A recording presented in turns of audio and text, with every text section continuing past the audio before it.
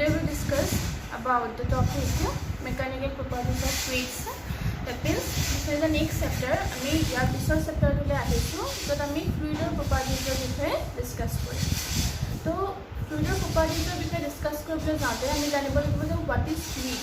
Fluid বুলি ক'লে আমি কি বুজোঁ? Fluid means something which can flow। তাৰমানে যিবোৰ ফ্লো হয় সেইবোৰকে ফ্লুইড বুলি কয়। যেনেকৈ গেছ আৰু লিকুইড এই দুইটাক একেলগে ফ্লুইড বুলি কয়, কাৰণ গেছ আৰু লিকুইড দুইটা কি হ'ব পাৰে? ফ্লো হয়। তো সেইকাৰণে ইয়াক কি বুলি কোৱা হয়? ফ্লুইড বুলি কোৱা হয়। এতিয়া ফ্লুইডৰ প্ৰপাৰ্টিজ আমি ডিছকাছ কৰিবলৈ যাওঁতে দুটা ধৰণে ইয়াক এক্সপ্লেইন কৰা হয়। One word is called hydrostatic and another one is called hydrodynamic. So hydrostatic means when fluid is at rest. That means যেতিয়া fluid ৰেষ্টত থাকে আৰু ৰেষ্টত থাকোঁতে যদি আমি তাৰ প্ৰপাৰ্টি ডিছকাছ কৰোঁ তেতিয়া সেই পাৰ্টটোক কি বুলি কোৱা হয়? Hydrostatic. Static means rest. Next fluid is in motion. যেতিয়া ফ্লুইডে মুভ কৰিব আৰু তাৰ এগেইনষ্টত যেতিয়া আমি ডিছকাছ কৰিম প্ৰপাৰ্টি তেতিয়া সেই পাৰ্টটোক কি বুলি ক'ব? হাইড্ৰডাইনামিক বুলি ক'ব। So আমি mechanical properties of fluids আমি দুটা পাৰ্ট পাম। One is called hydrostatic and another one is hydrodynamic. তো ফাৰ্ষ্ট আমি হাইড্ৰষ্টেটিকৰ ওপৰত ডিছকাছ কৰিম। তাৰমানে যেতিয়া ফ্লুইড ৰৈ থাকে তেতিয়া কেনেকুৱা ধৰণৰ প্ৰপাৰ্টি দেখায় সেইখিনি বস্তুৰ ওপৰত আমি ডিছকাছ কৰিম। তো ফাৰ্ষ্ট আহিলে প্ৰপাৰ্টি ফ্লুইড কেন এক্সাৰ্ট প্ৰেছাৰ। ফ্লুইডে কি এক্সাৰ্ট কৰিব পাৰে? প্ৰেছাৰ এক্সাৰ্ট কৰিব পাৰে। ঠিক আছে। তো প্ৰেছাৰ বুলি ক'লে আমি কি বুজো? What is pressure? ভালকে পাইছা যে প্ৰেছাৰ মিনছ আমি এইটো জানো যে প্ৰেছাৰ proportional force। তাৰ মানে কোনোবা এটা বস্তুৰ ওপৰত ফৰ্চটোৰ ওপৰত ডিপেণ্ড কৰি প্ৰেছাৰটো ইনক্ৰিজ বা ডিক্ৰিজ হয়। যদি আমি বেছিকৈ ফৰ্চ দিওঁ তেতিয়া আমি কি কৰোঁ? প্ৰেছাৰটো বেছিকৈ পাওঁ।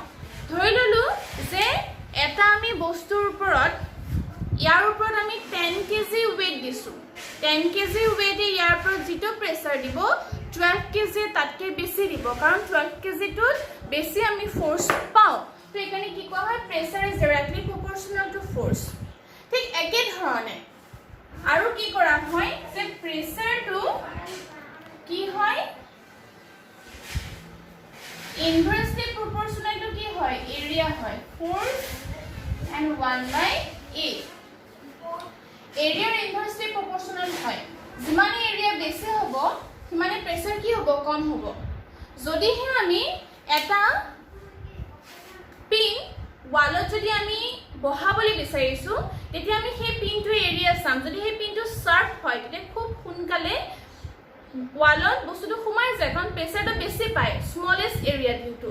তো এৰিয়াটো কম হ'লে প্ৰেছাৰ কিবা বেছি হ'ব, সেইকাৰণে ইনভাৰ্সলি প্ৰপৰ্চনেল বুলি কোৱা হয়। তো এই দুইটাৰ পৰা আমি এইটো পাওঁ যে pressure is equal two force per unit area. That means P is equal to F divided by A. তো প্ৰেছাৰৰ ফৰ্মুলাটো কি হৈছে? P is equal to F divided by A. এতিয়া ইয়াত চোৱা, ইয়াত এটা পাৰ্ট আহি পৰে যে আমি প্ৰপৰ্চনেল পৰ্চনটো পাইছোঁ।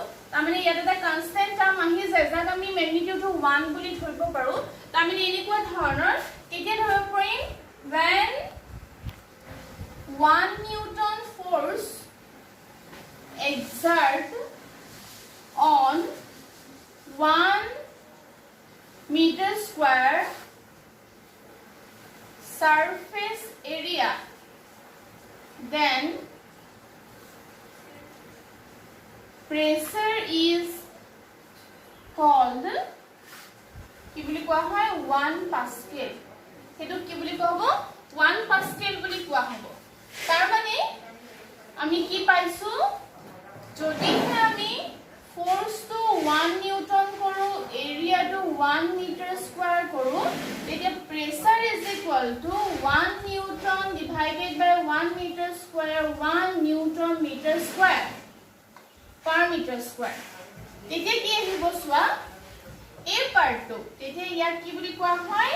1 pascal বুলি কোৱা হয় that means 1 pascal is equal to 1 newton per meter square তো যেটা ফর্মুলা আসলে p is equal to f by a ইয়াত actually এটা টার্ম কি আহে so এই k টাৰ্মটোৰ ভ্যালু 1 হয় from this part ইয়াৰ পৰা ইয়াৰ ভ্যালুটো কিমান আহিব k is equal to 1 put কৰা হয় তেতিয়া হলে আমি কি পাম যে pressure is equal to f by a so pressure formula is force per unit area and unit is newton per meter square this one is called pascal next ahile swa the unit to pascal hoy pressure unit ki hoy pascal hoy ya dimension kiman hobo pressure or dimension ami kiman pam pressure dimension kiman hobo newton per meter square to ami force or kane ki substitute karo ml t to the power minus 2 divided by area kane ki ahe l square to rekhia ami kiman pam etu area kane ki ahi gol l square ahile to ami ki pam ml t to the power minus 2 তোমালকে কৰপৰা put কৰিছে তোমালকে পাইছা যে force is equal to ma m means mass m area ki is acceleration acceleration er jagah ami ki paham l t to the power minus 2 acceleration er jagah ami ki paham l t to the power minus 2 that means acceleration to korpra ahe velocity pra ahe velocity per unit time velocity formula ki is l t inverse so তেতিয়া হলে আমি কি পাম এটো ইয়াৰ ml t to the power minus 2 আহিলে কি হয় force or dimension then we get ml inverse t to the power minus 2 তো এতিয়া সোয়া আমি ইয়াৰ যেটো portion পালো যে pressure dimension unit এই গুটে বস্তুখিনি ডিসকাস কৰাৰ পাছত আমি another এটা টাৰ্মলে যাব লাগিব যা কোৱা হৈছে density তো কিছুমান সৰু সৰু টাৰ্ম আমি ইয়া ডিসকাস কৰিব লাগিব तो नेक्स्ट आही गल की डेंसिटी तो डेंसिटी मींस তোমালকে জানা mass per unit volume तो ইয়াক m by v বুলি কোৱা হয় আৰু ডেন্সিটি দুটা ধৰণে ৰিপ্ৰেজেন্ট কৰা হয় one is called rho or suppose sigma এনেকুৱা ধৰণে ইয়াক ডেনোট কৰা হয় তো ইউনিটটো আমি কি লিখিম ইয়াৰ kg per meter cube unit আমি কি লিখিম kg per meter cube next term to হৈছে relative density next term to হৈছে relative density means কি হৈছে সোয়া density of material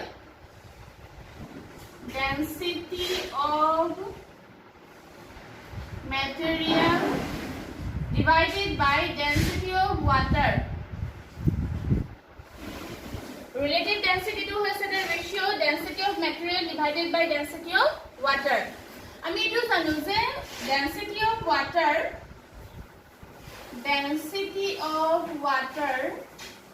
is equal to 10 cube kg per meter cube etu kontu system on SI system on water density kiman hobo 10 cube kg per meter cube to ইয়াক আমি CGS system ত আমি ইয়াক convert কৰি যদি চাও তেতিয়ালে CGS system ত ইয়াক কি লিখিব CGS যদি ইজি হয় 1 gram per cc হয় water density CGS ত কিমান 1 gram per cc আৰু SS system ত আমি কিমান পাইছো 10 cube kg per meter cube এতিয়া চোৱা relative density পৰা আমি কি চাব পাৰো suppose example is the relative density of mercury malgo dia ase the relative density of mercury kiman dia ase 13.6 for example relative density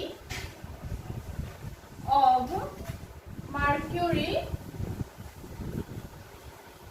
kiman dia ase 13.6 যদি mercury relative density 13.6 হয় তেতিয়ালে ইয়াৰ density কিমান হ'ব তো আমি কি কৰিম একো নগৰতে density of mercury কাৰণে জাস্ট আমি ফৰ্মুলাটোৰ পৰা যদি চাও এটো কি কৰিবা relative density টো আছে হয় relative density লগত আমি water density টো কি কৰি দিম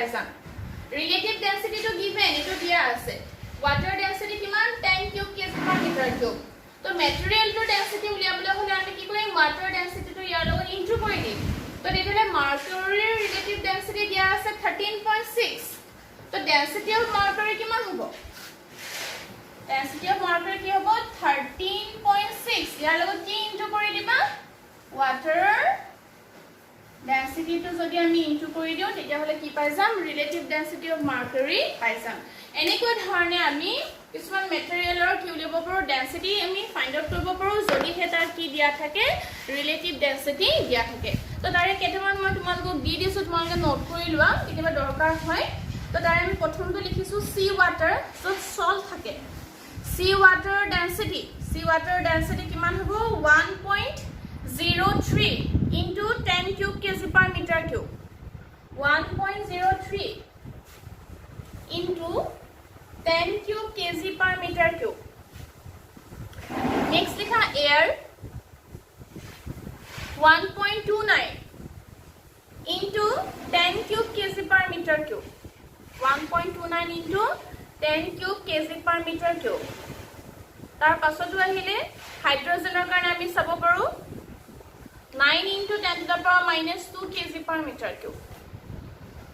तो যদি ডেন্সিটি দিয়া থাকে তেতিয়া হলে আমি তার কি উলিয়াব পাৰো মাস আমি উলিয়াব পাৰো কাৰণ তোমালোকে জানা যে 1 মিটাৰ কিউব ভলিউমৰ কাৰণে যদি আমি চাও তেতিয়া হলে হাইড্ৰোজেনৰ মাস কিমান হ'ব 9 into 10 to the power minus 2 kg হ'ব তো এখিনি হৈছে ইয়াৰ কেটামান টাৰ্ম এতিয়া ইয়াৰ পাছত আমি এটা ললে যাম যাৰ নাম হৈছে পাস্কেলছ ল যাক কি বুলি কোৱা হয় পাস্কেলছ ল বুলি কোৱা হয় য'ত আমি গম পাম যে ফ্লুইডে যে প্ৰেছাৰ এক্সাৰ্ট কৰে প্ৰেছাৰ এক্সাৰ্ট কৰে তো তেতিয়া হলে কেনেকৈ ধৰণে এক্সাৰ্ট কৰে দ্যাট মিন্স তোমালোকে জানা যে প্ৰেছাৰৰ কি কোৱান্টিটি হয় টেন্সৰ কোৱান্টিটি প্ৰেছাৰ টেন্সৰ কোৱান্টিটি মানে কি হয় টেন্সৰ কোৱান্টিটি কাক কৈ আছিলে যাৰ ডাইৰেকশন থাকে কিন্তু ডাইৰেকশনটো কি হ'ব এটা ডাইৰেকশন নহয় মোৰ দেন ওয়ান ডাইৰেকশন এফালো হ'ব পাৰে এফালো হ'ব পাৰে তললো হ'ব পাৰে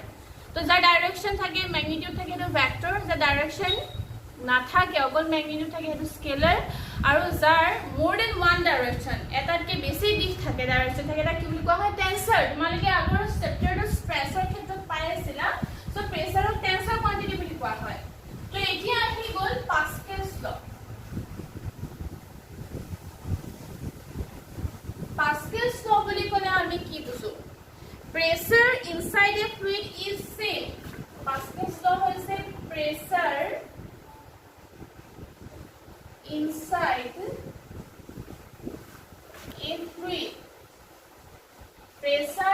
inside a fluid is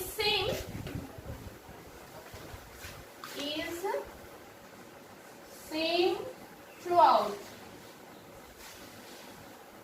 is same throughout if portion to important is same throughout etu ki boli kole Pascal's law boli kole and its direction is normal to the surface in contact its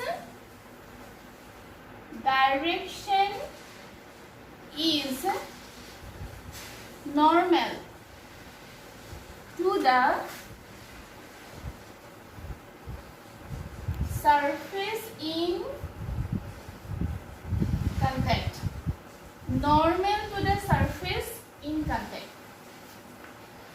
so Pascal's law ki koise pressure inside a fluid is same throughout its direction is normal to the surface in contact ta mane dhori lolu je eta ami sphere ya dekhaisu aru yar bhitorot ki ase fluid ase etia ei fluid khinie pressure exert koribo तो ये pressure केनेके exert কৰিব inside a fluid is same throughout চাৰিওফালে তাৰ প্ৰেছাৰটো কি হ'ব same হ'ব সমান হ'ব যদি আমি এইখন সাৰফেসৰ কাৰণে চাও ইয়া এই পইণ্টৰ কাৰণে চাও এটো সাৰফেস এৰিয়াৰ কাৰণে যদি চাও তেতিয়া হলে তাৰ প্ৰেছাৰটো কোনটো ডাইৰেকচন হ'ব এটো ডাইৰেকচন হ'ব দ্যাট মিন্স 90 ডিগ্ৰী ইয়াৰ কাৰণে যদি চাও এটো ডাইৰেকচনত হ'ব এইখিনি কাৰণে যদি চাও এইফালে হ'ব এই পোৰ্শনৰ কাৰণে যদি চাও এফালে হ'ব At every point, direction is normal to the surface.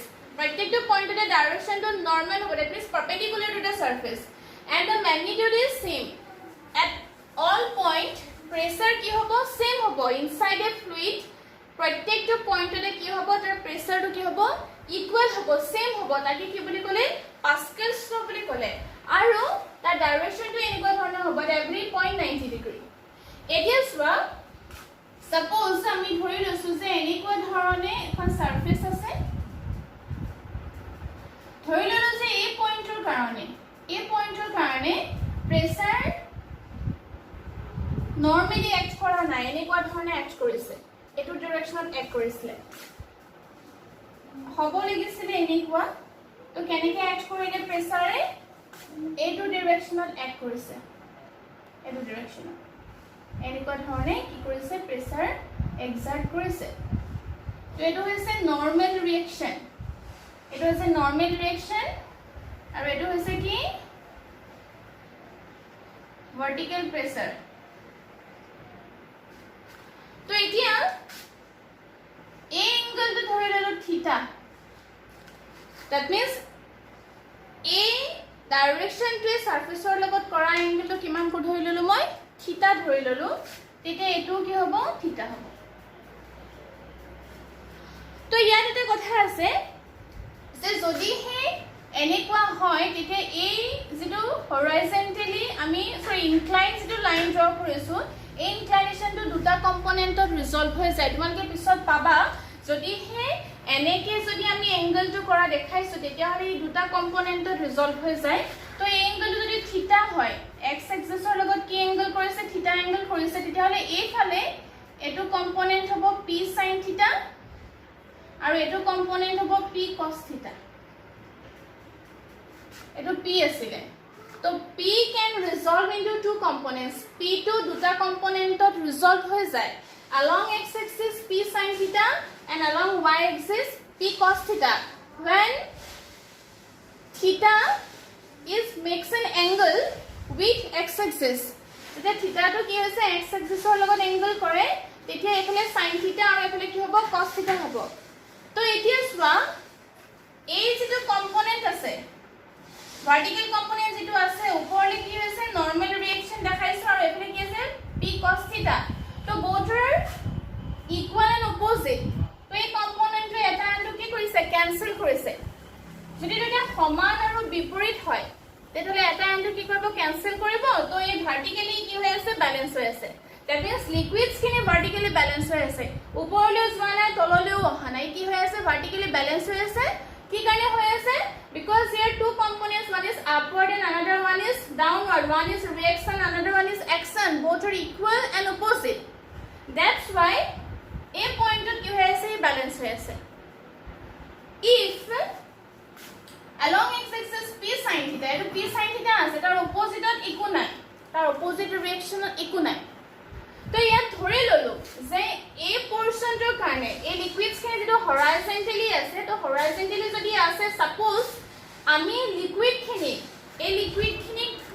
কি ধৰি ললো? if the liquid is static, যদি লিকুইড খিনি স্ট্যাটিক হয়, সাপোজ লিকুইড খিনি ৰৈ আছে, মুভ নাই কৰা, লিকুইড খিনি কি হৈ আছে? ৰৈ আছে। যদি ৰৈ আছে, তেতিয়াহলে এই কম্পোনেন্টটো, এই কম্পোনেন্টৰ ভ্যালুটো কিমান হ'ব? 0 হ'ব। p sin theta is equal to কিমান হ'ব? 0 হ'ব। কি কাৰণে 0 হ'ব? কাৰণ ই ৰৈ আছে, মুভ নাই কৰা। মুভ কৰিবলৈ হলে ইয়াক এটা ফোৰ্স কি কৰি দিব লাগিব? এক্সাৰ্ট কৰিব লাগিব। p sin theta is not equal to 0, then liquid is in motion, তেতিয়া লিকুইড খিনি মুভ কৰিব। If liquid is at rest or static, then this component is equal to 0, ইয়াৰ কোনো ভ্যালু নাই, তো এখানে আমি কি লিখিম? 0। কোনটো কেছত? If the liquid is static. So this static হয়, p sin theta is equal to 0, তো theta equal to কিমান হ'ব ইয়াৰ পৰা? theta is equal to আমি কি পাইছাম? ইয়াত আমি 90 ডিগ্ৰী পাইছাম। তো এতিয়া চোৱা, sorry, not 90 degree, this one is 0 degree. p sin theta is equal to যদি 0 হয়, তেতিয়াহলে sin theta কিমান হ'ব? is equal to 0, তো theta is equal to কিমান হ'ব? theta is equal to আমি কিমান পাইছাম? 0 ডিগ্ৰী থিটাটো কি ওলাব 0 ওলাব যদি হে থিটা 0 হয় that means এই যেটো পোরশন আছে এঙ্গলটো যদি 0 হয় তেতিয়া হলে আমি কি বুজিছো the direction to always কি হ'ব লাগিব এটো normally act কৰিব লাগিব the direction কি হ'ব লাগিব normally act হ'ব লাগিব আৰু ইয়াৰ পৰা আমি proof কৰিব পাৰো ইয়াৰ পৰা আমি কি কৰিব পাৰো proof কৰিব পাৰো যে কি আহিব আমি গম পাওঁ যে যদি হে লিকুইড ৰেষ্টত থাকে তেতিয়া হলে প্ৰেসাৰে সদায় কেনেকে act কৰিব normally act কৰিব that means force is always normal to the surface force to সদায় কি হ'ব সাৰফেসৰ নৰমাল হ'ব কিন্তু এটা কথা মন কৰিবা এই যেটো প্ৰসেস আছে পাস্কেলস ল যেটো কৈছে হে পাস্কেলস লটো অকল এটা পোরশনে দিয়া ইউজ কৰা হয় only for gravity is neglected আমি গ্র্যাভিটি কথা এতিয়ালে অহা নাই তো কি হ'ব লাগিব যে this law is applicable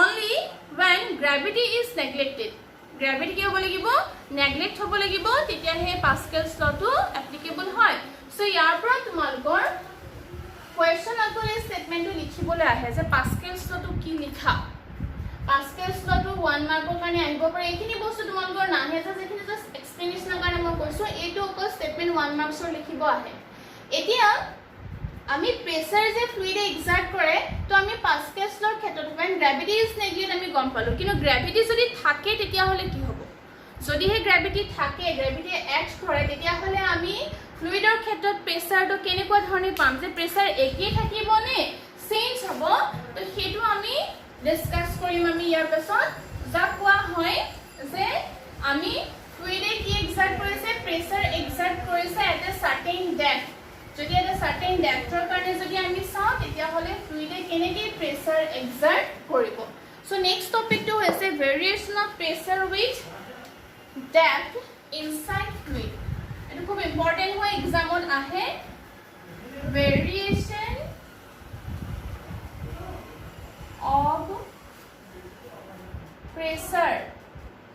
variation of pressure with depth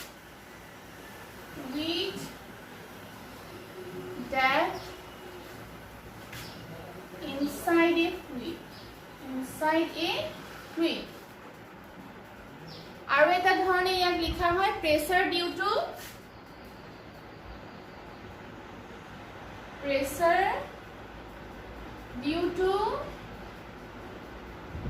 liquid কলম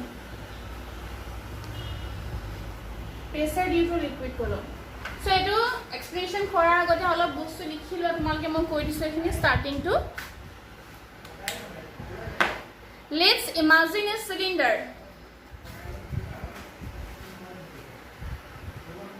let's imagine a cylinder with surface S1 let's imagine a cylinder with surface S1 and S2 at depth DEPTH at depth H1 and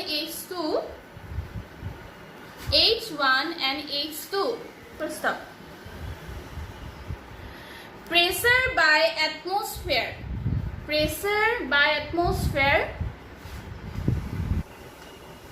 PA P capital P suffix A PA first up let area B capital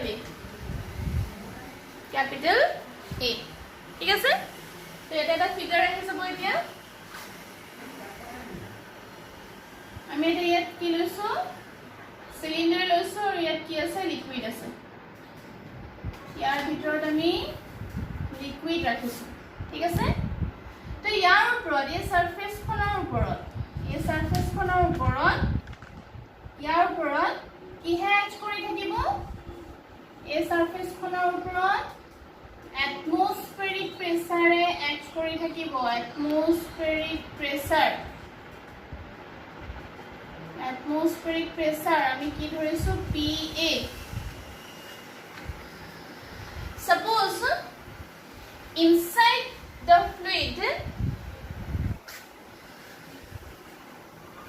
এইখিনিৰ ভিতৰত আমি দুটা point consider কৰিছো এনেকে আমি দুটা point consider কৰিলো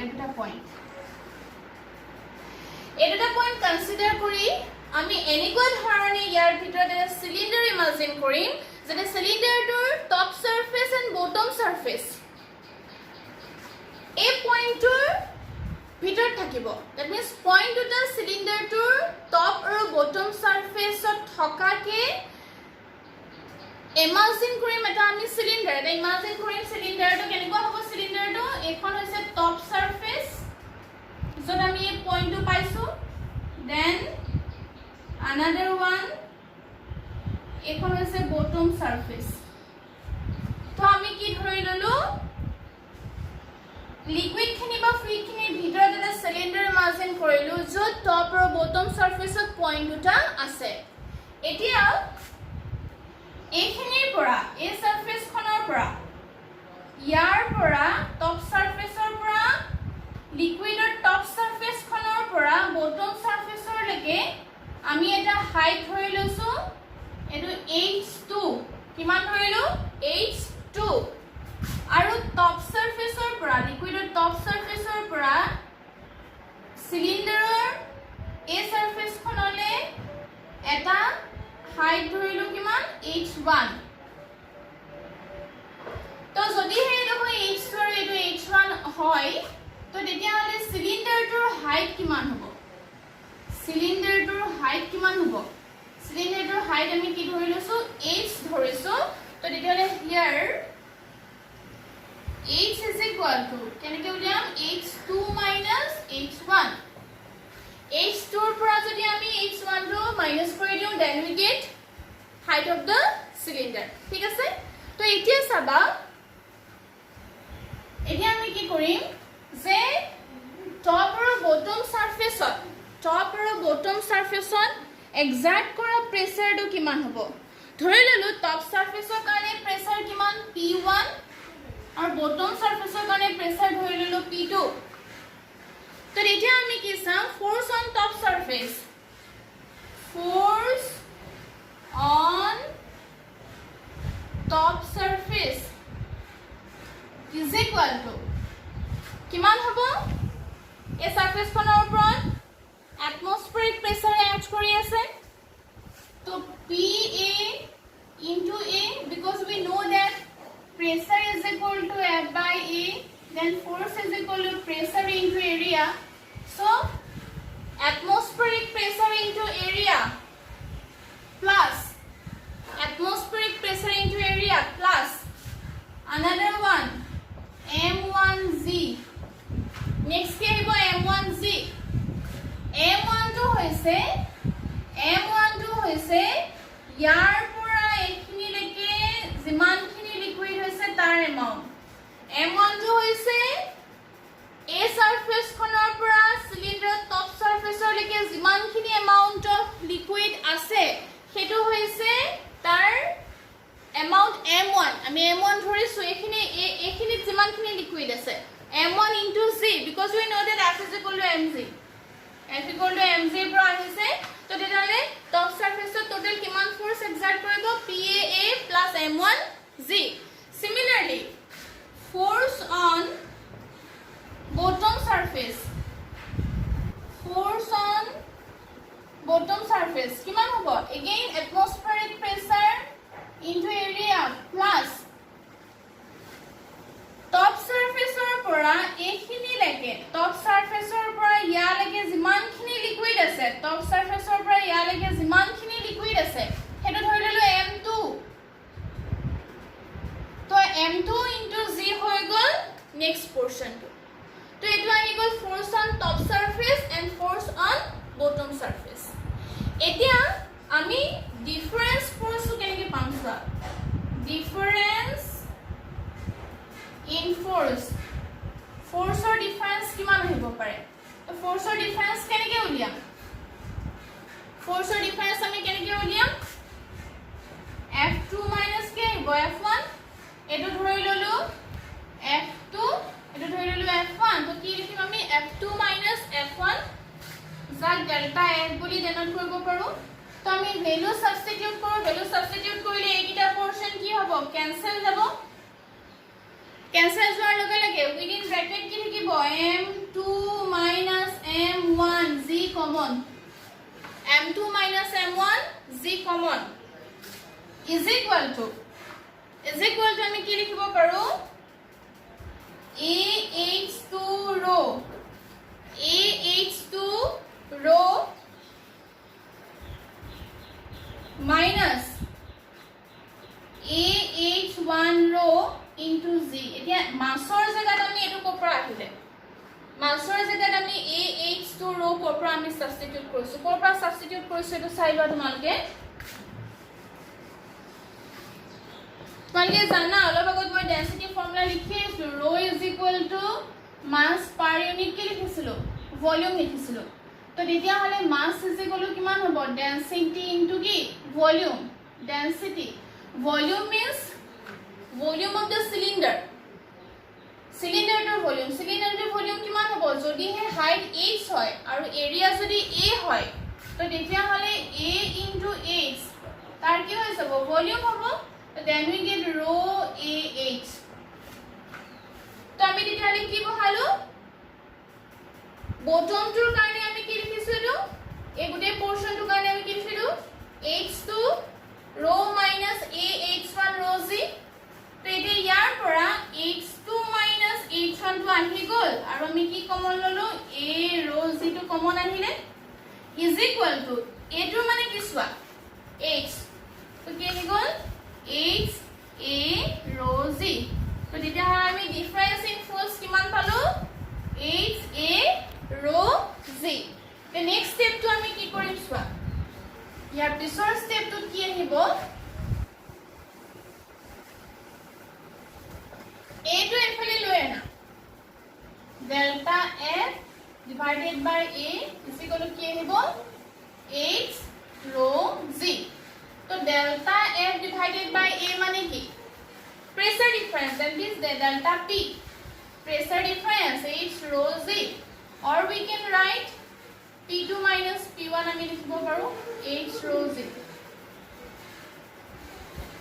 তো তেতিয়া হলে আমি ইয়াৰ পৰা এটো দেখিলো যে inside the liquid inside the fluid presence of gravity pressure difference is equal to H rho Z প্ৰত্যেকটো পইণ্টতে প্ৰেসাৰৰ এটা ডিফাৰেন্স আহে প্ৰত্যেকটো পইণ্টতে প্ৰেসাৰৰ এটা কি আহে ডিফাৰেন্স আহে আৰু সেই ডিফাৰেন্সটো কিহৰ ওপৰত ডিপেন্ড কৰিব হাইট অফ দা লিকুইডৰ হাইটৰ ওপৰত ডিপেন্ড কৰিব দ্যাট মিন্স যদি আমি চাও যে এ পইণ্টৰ আৰু দুটা পইণ্টৰ মাজত যদি চাও যে কোনটো পইণ্টত প্ৰেসাৰ বেছি হ'ব কোনটো পইণ্টত বেছি হ'ব বটম পইণ্টত বেছি হ'ব কাৰণ ইয়াৰ হাইটটো বেছি টপ পইণ্টত প্ৰেসাৰটো কম হ'ব কাৰণ ইয়াৰ হাইটটো কি কম হৈছে তো তেতিয়ালে inside the liquid when gravity is present then pressure difference depends on height of the liquid column যিমানে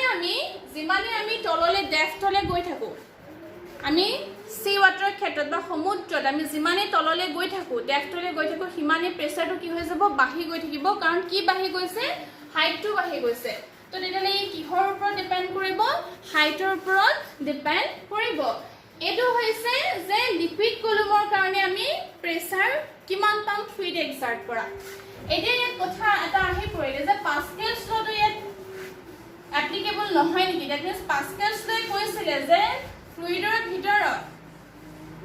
ভিতৰত কি থাকে at every point pressure same হয় তো ইয়াত পাস্কেলছ লটো কেনেকৈ ধৰণে ধৰিব পাৰিম যে এনেকুৱা আমি ধৰি লৈছো এখিনিত এটা পইণ্ট আছে এখিনিত এটা পইণ্ট আছে A আৰু B এই সাৰফেসখনৰ পৰা তো আমি জানো যে B পইণ্টৰ প্ৰেসাৰটো কি হ'ব বেছি হ'ব B পইণ্টৰ প্ৰেসাৰটো বেছি হ'ব A পইণ্টত কি হ'ব কম হ'ব একে ধৰণে এইখিনিটো যদি এটা পইণ্ট আছে তাহলে A পইণ্টত প্ৰেসাৰ A কে কি হ'ব বেছি হ'ব কিন্তু B কি হ'ব সমানে হ'ব B কি হ'ব সমানে হ'ব কেলে B সমানে হ'ব কাৰণ ইয়াৰ হাইটটো সেম হৈ আছে B পইণ্টৰ লগত that means inside the fluid when gravity is present or when gravity is act Then horizontally যিখিনি points থাকে along the line of horizontal, at every point pressure is same. At every point কি হ'ব, pressure is same and the direction is in all direction. সবফালে কি হ'ব, থাকিব। তো top সারফেসত ইয়াত যদি আমি চাও, ইয়াত এই পয়েন্টবোৰৰ প্ৰত্যেকটো পয়েন্টৰ কাৰণে প্ৰেসাৰ কি হ'ব, সেম হ'ব। ইয়াত যদি চাও প্ৰত্যেকটো পয়েন্টৰ কাৰণে কি হ'ব, প্ৰেসাৰ সেম হ'ব, বাট এটোতকে এখিনিত প্ৰেসাৰটো বেছি হ'ব, কাৰণ কি হ'ব, ইয়াৰ হাইটটো বেছি হৈ আহিছে। তো এখিনি আহি গ'ল আমাৰ লিকুইড কলমৰ ক্ষেত্ৰত at a depth pressure exerted by the liquid. তো এই যিখিনি বস্তু ডিসকাস কৰিলো আমি, এই বস্তুখিনি তোমালোকৰ এক্সামত আহে এটো লিখিবৰ কাৰণে। তো ইয়াৰ পৰা এটা কথা মন কৰিবা যে আমি সদায় কলমৰ ভিতৰত লিকুইড কলমৰ কাৰণে প্ৰেসাৰটো হলে হাইটৰ ওপৰত ডেপথৰ ওপৰত ডিপেন্ড কৰে। যিমানে ডেপথটো বাঢ়ি গৈ থাকিব সিমানে প্ৰেসাৰ কি হ'ব, বাঢ়ি গৈ থাকিব। তো এইখিনি হৈ গ'ল আমাৰ আজিৰ টপিক। ইয়াৰ পাছত দুটা সৰু এটা পাৰ্ট আছে, one is call atmospheric pressure, another one is gas pressure. তো এইখিনি বস্তু মই তোমালোকক পিছত দি দিম যে এটমস্ফেৰিক প্ৰেসাৰ বুলি ক'লে কি বুজো। তোমালোকে জানা যে এটমস্ফেৰিক প্ৰেসাৰ হৈছে কোনে এক্সাৰ্ট কৰা প্ৰেসাৰ, এটমস্ফেয়াৰে এক্সাৰ্ট কৰা প্ৰেসাৰটো। তো তাত আমি কি কৰো যে এটমস্ফেৰিক প্ৰেসাৰটো একচুয়ালি ম্যাক্সিমাম কোড হয় যদি ডেপথৰ ওপৰত প্ৰেসাৰটো ডিপেন্ড কৰে, কাৰণ এটমস্ফেয়াৰত কি থাকে, পাৰ্টিকলছবোৰ থাকে, আৰু সেই পাৰ্টিকলবোৰৰ কি থাকিব, মাছ থাকে। যিবোৰ পাৰ্টিকুলাৰ মাছ থাকে সিহঁতৰ কি থাকিব, গ্ৰেভিটি এফেক্ট কৰে, দ্যাট মিন্স এই টুৱাৰ্ডছ দ্য আৰ্থ এক্ট কৰি থাকে ডিউ টু গ্ৰেভিটেশনাল ফোৰ্স। তো তেতিয়া হলে সেই এটমস্ফেৰিক প্ৰেসাৰটোৰ ম্যাক্সিমাম কোড হ'ব সাৰফেসত। কোড সাৰফেসত ম্যাক্সিমাম হ'ব on the surface of earth, on the surface of earth surface of maximum হয় and decreases gradually as we move up. যেতিয়া আমি আৰ্থ সাৰফেসৰ পৰা ওপৰলৈ গৈ থাকিম তেতিয়া কি হ'ব, কমি আহিব এটমস্ফেৰিক প্ৰেসাৰটো, আৰু সাৰফেসত সবতকে কি হয়, ম্যাক্সিমাম হয়। আৰু এটো ক'ৰ পৰা পাইছো, এতিয়া আমি এক্সপ্লেইন কৰা টপিকটোৰ পৰা হেতু আমাৰ ক্লিয়াৰ হৈছে। তো এইখিনি আছিল আজিৰ আমাৰ টপিক। বস্তুখিনি তোমালোকে ভালকে চাবা, পঢ়িবা, বুজি ল'বা, আৰু কিবা ডাউট থাকিলে মোক তোমালোকে সুধিবা। Thank U.